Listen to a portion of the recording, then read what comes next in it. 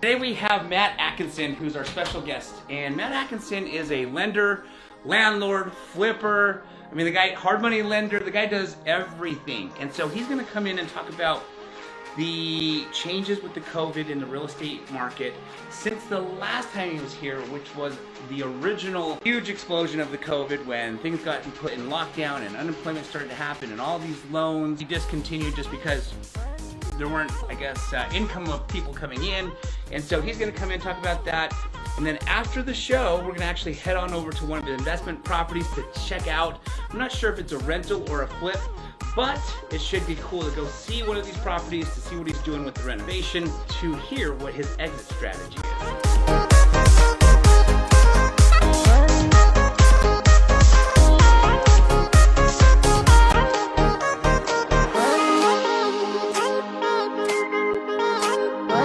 Quite the range.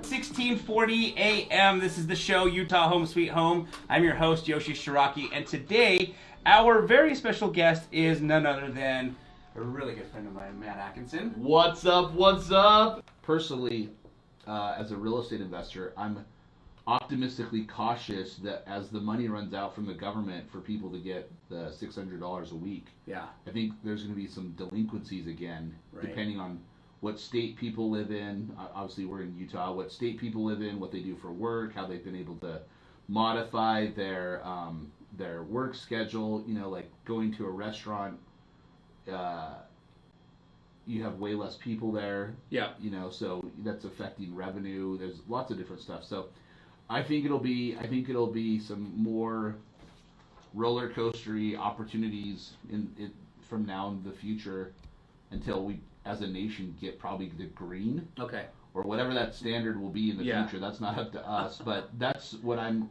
monitoring as a lender and a real estate investor. Perfect. Okay, thank you for sharing that. So what, just for the listeners out there, some people have, credit scores are all over the place. Some people have great ones, some people don't. But I get asked oftentimes, what credit score does one need to have at a minimum to even qualify for a loan? And how do credit scores actually affect interest rates? Do you mind explaining that a little bit? And I'm going to try and see if I can figure out this phone while you're doing that. Yeah, you bet. So the comment I would say is you want as high as credit score as possible, right? Yeah. So you have 3 different credit scores that you take the average of the 3. You don't take the 3, add them together, and divide it by 3. You just take the average of the 3. So if you had like a 645, 678, and a 690, in that scenario, you take the average as a 678. So obviously, you want to pay your stuff on time to the best of your ability. You want to have lower balances. You don't want to overextend yourself. You want to avoid collection reports, state tax liens, judgments, things like that. Yep. So for government loans, you can see online we have a FICO score as low as X. I'd say you realistically need a 660 to get a decent rate. Okay. Now rates right now, as of yesterday, like you could get a conventional loan at like 2.75. That's amazing. On a 30-year fix. On a 15-year, you get like 2.25 or 2.375. Wow. That's just cheap, or very economical money, right? Yeah, so no kidding. They're obviously benefiting the people who are more have better credit worthiness. Yeah. So those are some things you can do to increase your credit. Very cool. So you and I went to Kansas City. In November. What year was that? 7 years ago? Oh, for the we went to go look at a game? bunch of your houses. Yeah. Oh yeah. Probably yeah. 2000 for the Patriots. Maybe 5 or 6 years ago, right? So Yes. Yoshi and I went to Kansas City to go look at his portfolio about 5 or 6 years ago, and real estate there is way different than here. Completely different. And you have a much larger experience than I do investing in other states. So if people lived in Utah and were looking to go to other states, what would you suggest that they should do based on your experience right now? Yeah, so you've really got to understand the market to know where you want to go if it's outside of Utah. And the reason why people go outside of a market that they live in is affordability, right? When I started investing in Kansas City, it's because I was living in New York City at the time. New York City was so expensive, and still is, that the real estate investment associations out there promoted investing outside of the market we lived in, which was New York City. They would say go invest in Buffalo, New York, upstate New York, Pennsylvania, Ohio, Kansas City. I mean, they were promoting outside where the real estate was significantly cheaper. You know, a lot of people went to Detroit and got killed there because their whole economy just tanked. You got to be very conscientious of what's the economy that drives a particular city. Is there a population decrease, increase? Is the economic industry, you know, surviving in that particular area? And like Detroit got hammered. Right. Why did it get hammered? Their economy basically was automotive. Right. And so it just tanked during that recession. So if you're going to pick a market that you don't live in because of affordability, if you can afford Salt Lake, we're still affordable. You know, we made the top 25. I don't know if I ever told you this statistic, but 2019 in the National Association of Realtors magazine or newsletter. I can't remember if I read it in a magazine or read it online, but Salt Lake City made the top 25 list for the first time in history of the most unaffordable markets in America. Unaffordable? Unaffordable to buy a house. Oh, yes. Unaffordable. Unaffordable to buy a house. Yeah. So here's what's cool. Is out of the most unaffordable cities in America, we're in last place in the top 25. So we're still hypothetically affordable, although we've made the unaffordable list for the first time in history, right? So if you can invest in Salt Lake or in the Salt Lake area, before it gets more unaffordable. Before it gets more unaffordable, exactly. That's exactly where I was going. Then there's a big opportunity for you to stay here, invest in your local market. If you're going to go outside your market, it takes a lot of research to figure out where you potentially want. Mentors could be a good thing, you know, if you have a mentor that lives, let's say, in Phoenix or wherever, you know, outside of Utah, or you have a family friend or someone who can help you. That's obviously that you can trust. That's the key word. You know, when I invested in Kansas City, I knew nobody there. So I had to build a power team while living in New York City. Yeah, Mama Chu? Yeah, Mama Ray. Mama Ray. Yeah. Hey, guys, the oldest car. jazz act in Missouri. Yeah. The oldest. So she's seen the Ozarks? I don't know. Have you seen the Ozarks? No, I don't know. On Netflix? Oh. She got taken out in episode 7. Oh, okay. Yeah, okay. So yeah, I would say definitely take a lot of time to do the due diligence on a particular market to understand that's where you want to go as far as investing, because there's going to be a lot of markets outside of Utah that are more affordable. It's just picking the one that you want, but researching it first. Right. All right, so we just got done doing the radio show with my friend Matt Atkinson. What's up, guys? And now we are going to go do a house tour. Matt's got a property in South Salt Lake. I'm not sure if he's flipping it or renting it, what his exit strategy is, but he's going to break that down for us at the property. But maybe you could give us a little bit about it right now, if you don't mind. Yeah, you bet. So I wanted to promote myself extra because I'm teaching a class on August 15th on how to flip properties from A to Z. So this is a great example for what to do. This property we actually bought off Facebook, Nice. Facebook lead from someone in a group. And it's amazing. We bought 3 properties in 45 days from Facebook. So it's a great way to find property. So this property, we're actually fixing up and flipping it on the market. We'll probably list it at the end of August. But it's an awesome way for you guys. Anyone can learn to develop these types of skills. And we'll share what we're doing, how we're going to make money, and what you guys can do, knowing what you know now or what you can do in the future. So that's a little bit about it. Awesome. So once the radio show uploads to SoundCloud, we'll be heading out to the house to go check it out. Dude, Nice. Seriously. I love it.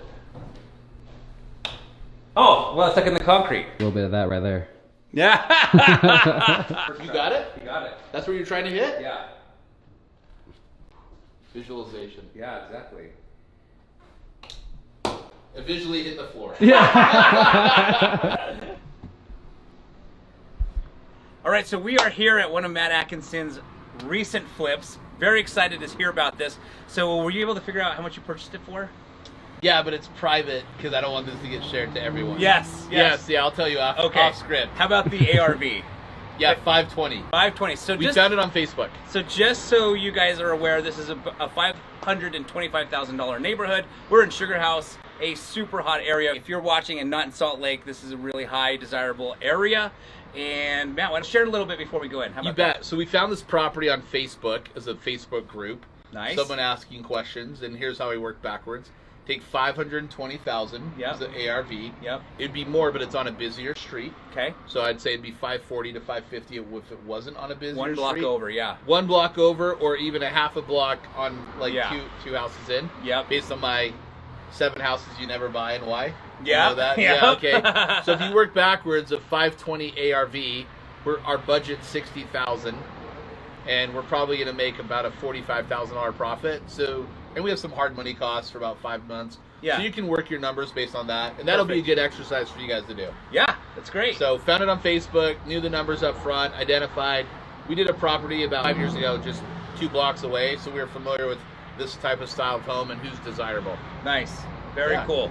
Excellent. Already the front door has been Yeah, so installed. we worked on focusing on just the outside before it got super hot, because we know our contractors would prefer it not being so hot, and Yeah. so we did the outside about 2 months ago, and then it's Nice. been slowly working on projects in between as we're reevaluating our portfolio, so you guys can check it out. Cool. So on this property, when we bought it, something that I thought was really interesting is what to do with this enclosed porch patio. So it's already been enclosed, as you can tell from a long time ago. You have electric baseboards, so it's warm. We'd rather have the square footage that's already been finished to extend the functionality of the house. So what we're planning on doing is building some benches. So this would be an awesome seating area over here, so that if people want to just have some privacy, chat, have a meeting, whatever, build out a bench here, sit and chill, be able to chat in the springs, fall, summer, whatever. Yep. Be able to look outside. So this just extends a little bit of the functionality of the house, and looking forward to seeing what you guys think after it's done. But we went back and forth if we should open this up. We're like, no, this has already been enclosed long time ago. Let's just use the tools that are here to make it better. So that's a good example of what to do, of planning and looking at what your comps look like. So over here, we like to keep the original charm as much as possible. We've noticed that normally most people like that also, especially when the property is in good condition. It's just dated. So pretty basic. We're gonna keep the fireplace, keep the brick, we'll paint it, we'll put a more modern complementary tile that matches the rest of the house. This is one part of the real estate investing that I'm really less concerned with, of how it looks, because it always looks way better than it used to be. So I don't get all up into these little integral details, and there's quite frankly people that do it better than me with that, and I'm totally okay. I just like functionality, what looks really good, and what most people are gonna like. So rather than going out all these different details, that's just one part of having a additional revenue stream. Is we want to be able to have an awesome product for other people, but I don't care as much on those little details, because I'm frankly not going to live in it. And you'll notice after, it'll look way better than what it used to. So that's the good thing about real estate investing, is if it's about a good product and making sure the work's done correctly, it's going to look way better than other houses. So sometimes don't get so caught up on the little details. It takes you a lot of time. Is my tip for you today. Do you know what you're going to do with these windows? Yeah, we will carefully take those off. Okay. Take off the trim, Uh-huh. and then we could repurpose the trim for other places that we need it. Perfect. We're- We'll close off the... Yeah, we'll close it. Cool. Because Yeah. you'll not think more anything of it. Yeah. It's still there. So if you'll notice, this kitchen was really large before, and we're going to open it up more to make it more spacious, because I gotta be honest, everyone wants open floor plans. Yeah. That's not a trendy thing, that's a standard thing these days, Yeah. right? Yeah. So you used to have a ton of cabinets, as you'll notice. We got rid of a bunch of the cabinets. We're going back and forth with Derek, with the Dart. If we're gonna, we'll probably open this up all the way. We have cabinet bids for both plans, just to have cabinets run against the walls. Like I said, we want functionality, because that's really important. The good thing is we like to have a cabinet designer design the cabinets, because they look at kitchens way more than we do, and we want to be able to give what most homeowners are going to want in this price range. So it's always good to keep your sink in the middle of the house, so you're not moving around all over the place. We try to work with that a lot, but also to just make your property be functional, and also old style charm to make it the way that you're looking for. So in this example, we might use like a farmhouse sink instead of a standard stainless steel sink in that example. So those are just little things to make your projects better. In old houses, sometimes they have old design, and you're always wondering why they did it all the time. and it just from the click of a light like that, you just have to touch the button and know how to make things work. If you'll notice on this property, in addition to Yoshi, he's not stationary. He definitely moves. This is a small bedroom. This house, when we bought it, was a 2-bedroom, 1-bath house. We've now modified the layout to make it a 4-bedroom, 2.5-bath house to make it more functional. So pretty basic. We're gonna keep this super small closet because I think it looks cute versus the taking space away. And those are just different things to focus on the charm of your properties. So this bedroom was one of 2 bedrooms that, if you'll notice right here, we actually opened this up to make it a 1/2 bath. When we bought the property, there was only 1 toilet in there without a sink, and on the other bathroom, there was only a shower and a sink. So if you had to use the restroom, you're like, oh, I gotta go clean myself. You had to go and open the door and walk in the other one. That's kind of weird. So we decided to make the other bathroom a full bath and then make this one a functional toilet and a sink. So we opened up how you could get in differently. That just comes with experience and also watching videos or learning from other people of how to make real estate investing better. There's a multifamily, it looks like maybe a 6 or 8-plex. How did that get factored into your ARV? You mentioned the busy road. Yeah, so busy road, we took like 5% of the sales price off. We also took into consideration that one neighbor is going to be a multifamily, and then on the opposite is a regular single-family house. Yep. So as long as the overall use is more residential versus commercial, that's going to take things into consideration. With that, you also want to make your property so nice that a lot of people are going to be like, hey, we're okay that we have an 8-plex neighbor because we have other houses across the street or other things like that. So you always take those things into consideration when you're buying and selling real estate. Good question. We're going to walk down the stairs and show you how we modified or improved the configuration to make the basement more functional. Come take a look. This basement down here, this had a room that was not a bedroom, no bathroom. So we relocated the washer dryer down here to the utility room. So you'll notice over here, we framed a bedroom that we put a closet in the corner.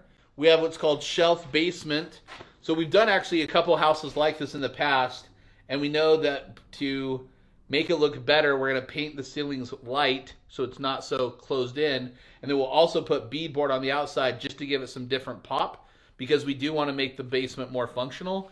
Then if you'll notice over here, so we have 1 bedroom, we have an amazing utility room that we just relocated the washer dryer downstairs. This will be a family room. In this scenario where we already have these beautiful beams, we'll just wrap them to make them stand out a little better. We'll stage the basement, and then the best part is we actually put a full bathroom in the corner, because by putting a full bathroom, if you need to use the restroom, you can go downstairs versus needing to walk upstairs. So just different things to make your house more functional and to hit an ARV. And to be honest with you, it's just providing a better property for someone who wants to buy it. So there's some awesome tips that we've learned on this amazing house in Sugar House. So thanks for taking a watch at it today.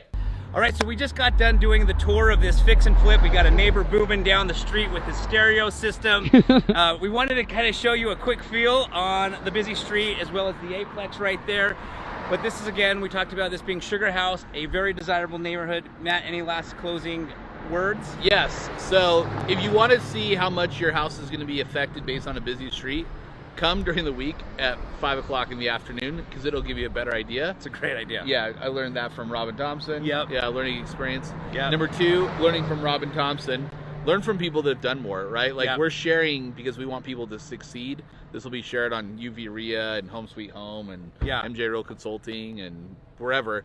With that, like, we want to share because people succeed.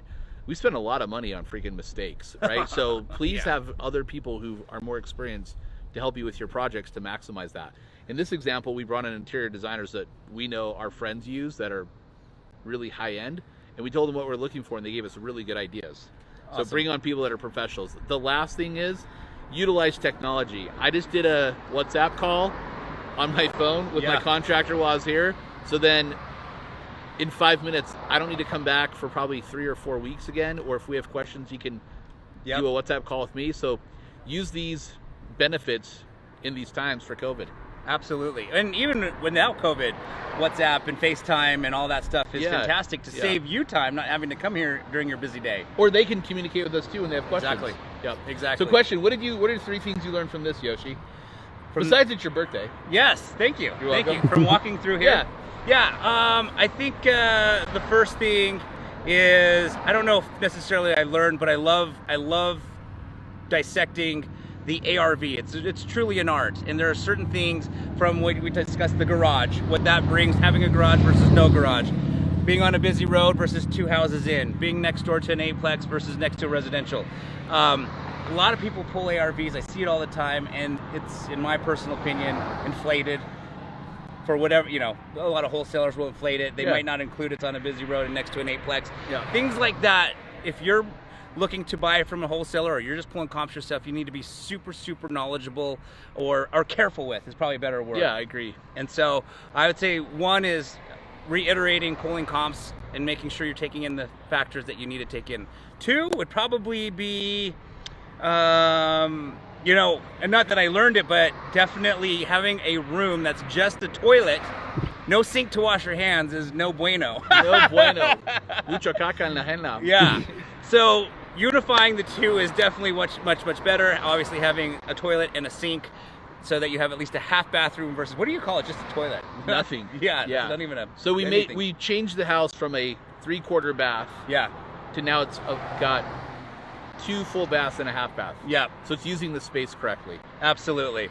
And then the third thing, which I'm on the same page with Matt, is the front porch area. Matt had shared that some of his team thought it'd be, you know, opening it back up. I'm along the same thought of keeping it closed. It's actual square footage that you get to now increase the value of your home. So yeah, and if we took it, maybe as we close with that, if you check out our house to the right and then the neighbor's house to the left, right, because the work was already done. Yeah, we're just maximizing the space that's available. So exactly, it's knowing what's the best use of the property to get a desirable profit for yourself and also to provide an awesome property for other people. Awesome.